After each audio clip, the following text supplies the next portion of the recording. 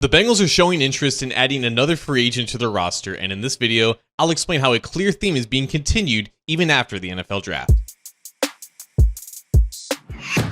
Hi again, Bengals fans. John Sheeran of A to Z Sports Cincinnati, and it does seem like the Bengals are interested in continuing to add to their roster. Now, the idea of a free agent signing this late in the offseason has been talked about plenty, but there's always been a hint of skepticism that the Bengals would actually do something like this. But sure enough, as Phase 2 of the offseason workout schedule is rolling on, the Bengals did bring in free agent defensive tackle Montravius Adams for a visit Monday afternoon. Now, Adams spent the last 3 full seasons with the Pittsburgh Steelers. He signed 2 separate 2-year contracts with them, so clearly he was valued by that organization. But with the way that the NFL draft turned out for the Steelers, they drafted Derek Harmon with their first-round pick. Adams was let go following the draft. So the Bengals do have familiarity in Adams, as they played against him 4 times in these last 3 years. But that is not the main reason why he was brought in for a visit. On top of his position being a position of need, with BJ Hill currently dealing with a left foot injury that's keeping him out of workouts, and the fact that they didn't draft a defensive tackle at all in last month's draft, Adams would fit the bill as another Bengals free agent who's had experience playing under coaches on the staff. Running back Sheeran obviously played for the Bengals for 4 years before leaving out west for the Denver Broncos in 2023,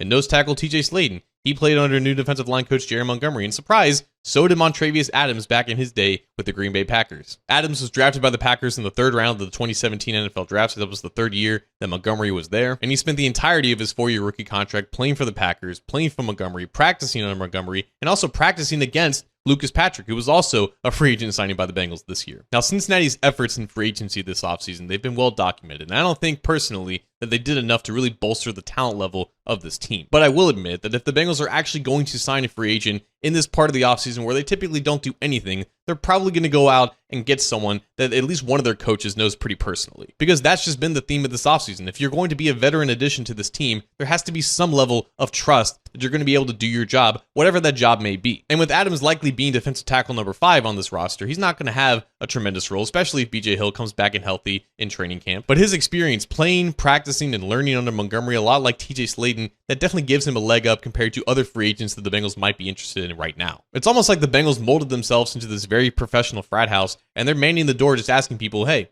who do you know here? And Adams can at least say, hey, I know Coach Montgomery.